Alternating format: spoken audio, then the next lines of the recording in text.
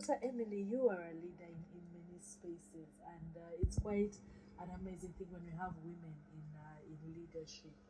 Yeah. So I just want to know, what are some of those practices and beliefs that have guided you through, and then there could have been a time when you were almost going off the balance, but got back on track. You could also share some of those experiences. Mm. I think this really, people like J.C. Maxwell would give you formulas here and there, but once you're in it, it's really different. Every leadership journey is different based on who you're leading and what you're trying to lead. So, but the basics are there. The fact that you have to be your true. I've always been guided by being your true, authentic self, and knowing that you believe in something, and building your team. Yes. I think for me, understanding that my job as a leader is to bring the team together and bring the best in them is the only way I'll succeed. If they don't succeed at running their various units, I'm not going to succeed in the whole. So my biggest challenge, I think, as a leader was when I had to lead, and I basically had no team to lead, and I was doing almost everything on my own, and it's quite difficult to lead that way, especially when you're running a big space.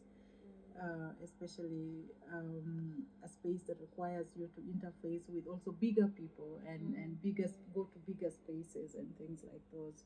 So leadership is challenging because of the way that sometimes we approach it, and also that as we approach it, people have their biases around leaders, and I remember one particular experience when a gentleman came to me, a researcher actually, and said, they wanted to do research, and their topic of research was that women who are not married cannot succeed at being leaders.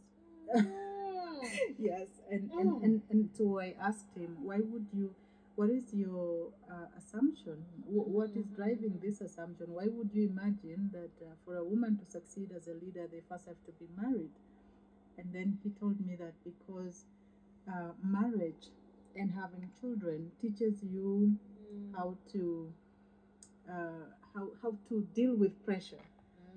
And so I asked, okay, so does it mean that there are no other ways of learning how to deal with pressure and dealing with emotions and things like those?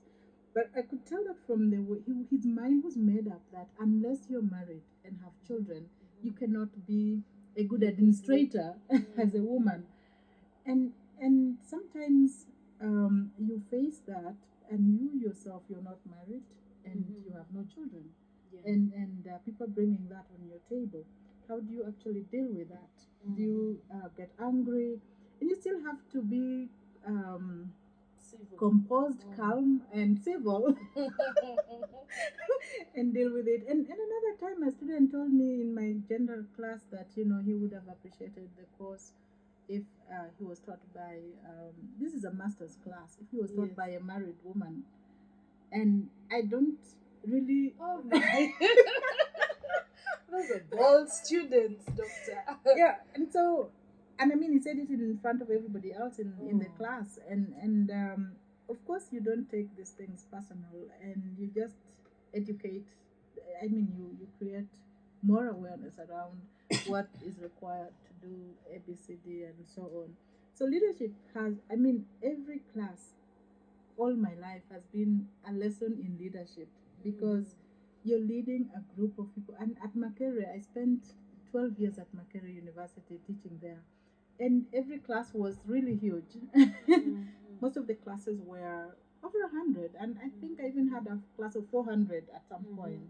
So you're teaching these big classes, and your skill and I started very young when I was teaching at Makerere. I was really young because I'd just completed, I'd worked for a year, then they called me to teach and so on.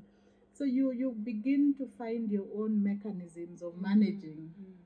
And I think no two leaders manage the same way, because of either I'm not a loud person, so If people are being loud, I'll give them space to be loud and shout and so on. And then when they are all done, I will speak in my calm ways and tell them what I want to do and what I want them to do. So yeah, so it's different all the time.